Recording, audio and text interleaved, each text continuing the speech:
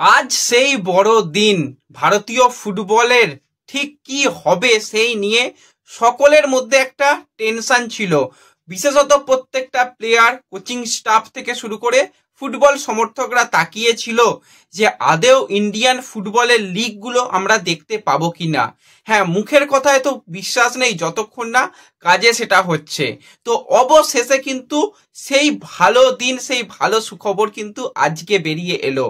Tournament শুরু হতে চলেছে, ডুরান্ড কাপ শেষ হয়ে গেছে, কিন্তু বাদবাকি সুপার কাপ এবং আইএসএল নিয়েও কিন্তু আজকে বড় আপডেট বেরিয়ে এলো। সেটা তোমাদের সঙ্গে শেয়ার করে দেব। তার আগে একটাই রিকোয়েস্ট, চ্যানেলে যারা প্রথমবারের জন্য এসেছো মনে করে ফলো আর সাবস্ক্রাইব করে নিও।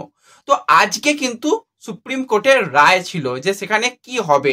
তার আগে এফএসডিএল এবং এআইএফএফ তাদের মধ্যে বেশ কয়েকবার মিটিং তারা করেছে এবং বড় বড় করে কিন্তু মিটিং হয়েছে, কারণ মাঝখানে অনেক দিনই কিন্তু কোনো রকম ভাবে মিটিং কিছু হয়নি সুপ্রিম কোর্টের নির্দেশ অনুযায়ী। কিন্তু নির্দেশ যখন এসেছে, নিজেদের মধ্যে মিটিং করে বেশ কিছু দিক তারা ঠিক করেছিল, করে সেগুলো কিন্তু আজকে কোর্টে পেশ করা হয়।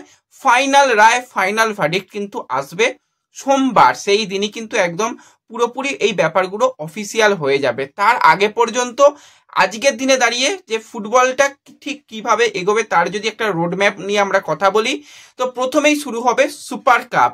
সুপার কাপ দিয়েই কিন্তু ইন্ডিয়ান ফুটবলের নতুন সিজন শুরু হচ্ছে। তো সেই সুপার কাপ কিন্তু অবশ্যই একটু বড় করে হবে।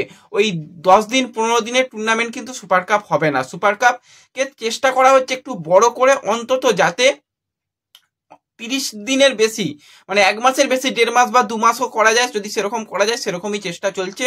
যদি সব দল অংশগ্রহণ করবে বলে, তো সেক্ষেত্রে কিন্তু সেটা অন্তত 2 মাসের বেশি টুর্নামেন্ট হবে। তো সেপ্টেম্বরে কিন্তু সুপার কাপ শুরু হচ্ছে, সেপ্টেম্বরের মাঝামাঝি, যেটা একটা আনুমানিক ডেট তোমাদের আগেই জানিয়েছিলাম যে 17ই সেপ্টেম্বর সেই তারিখ থেকে সুপার কাপ শুরু হবে। তো সেপ্টেম্বরেরটা পুরোটা চলছে এবং অক্টোবরটা মানে চেষ্টা চালানো হবে। যদি গ্রুপ পর্বে হয় তো সেক্ষেত্রে অক্টোবরটাও পুরো হবে এবং নভেম্বরের হয়তো ফার্স্ট উইকে গিয়ে বা অক্টোবরের লাস্ট উইকে গিয়ে সেক্ষেত্রে ফাইনাল হবে। তো অন্তত আমরা 2 মাস সুপার কাপ দেখতে পাবো, একটু বড় করেই সুপার কাপ অনুষ্ঠিত হবে। তো সুপার কাপ হয়ে গেল, তারপরে কি হবে? তারপরে কিন্তু আইএসএল হবে। তার মাঝখানে কিন্তু আমাদের ফিফা উইন্ডো রয়েছে, বেশ কিছু আমাদের জাতীয় দলের ম্যাচ রয়েছে, সেগুলো যেরকম চলবে। তারপর কিন্তু সবকিছুর দিক বিবেচনা করে ডিসেম্বরে কিন্তু আইএসএল শুরু হবে এবং ডিসেম্বর থেকেই কিন্তু আমরা নতুন সিজন দেখতে পাবো। সেখানে কিভাবে কি চুক্তি হবে সেটা তো পুরোপুরি সোমবার দিন একদম অফিসিয়াল হয়ে যাবে, সেখান থেকে আমরা জানতে পারবো। তার আগে যেরকমটা ধরা হচ্ছে, নতুন করে কিন্তু একটা শর্ট টার্ম এক্সটেনশন করা হচ্ছে, যেটা তোমাদের জানিয়েছিলাম। সেই শর্ট টার্ম এক্সটেনশন করে কিন্তু আসন্ন মরশুমের আইএসএলও হবে। আগে সুপার কাপটাকে আগে করে নেওয়া হবে। এই সেপ্টেম্বর, অক্টোবর, নভেম্বর এই সময়টার মধ্যে সুপার কাপ করে নিয়ে ডিসেম্বর থেকে কিন্তু আইএসএল। কারণ যদি এখন আইএসএল করা যায় সেটা তো সম্ভব নয়, এক্ষুনি আইএসএল বললেও সেটা সম্ভব নয়। আর যদি আইএসএল শুরু করতে হতো নভেম্বরে, সেটা গিয়ে শেষ হতো মোটামুটি মার্চ এপ্রিলে শেষ হতো। তারপরে আর কেউ সুপার কাপ খেলার জন্য, আইএসএল খেলার পর সুপার কাপ খেলার জন্য মানে বেশিরভাগ দলই এক্সাইটমেন্ট হারিয়ে ফেলে। তো সেক্ষেত্রে সুপার কাপকে আগে করা হলে হবে কি, যে হ্যাঁ আমাদের একটা প্রি সিজন টুর্নামেন্ট হিসাবে অনেক দল তারা সুপার কাপে অংশগ্রহণ করবে, ভালো খেলার চেষ্টা করবে। তারপর তো আইএসএল বড় মঞ্চ থাকছেই।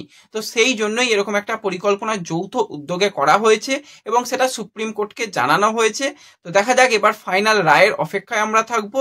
তো অবশেষে এটুকু একটা স্বস্তির খবর যে আসন্ন 2025-26 যেটা সিজন শুরু হয়ে গেছে, সেই সিজনে কিন্তু আমরা ইন্ডিয়ান ফুটবলে লিগগুলো দেখতে পাবো। প্রথমে সুপার কাপ, তারপর কিন্তু আইএসএল।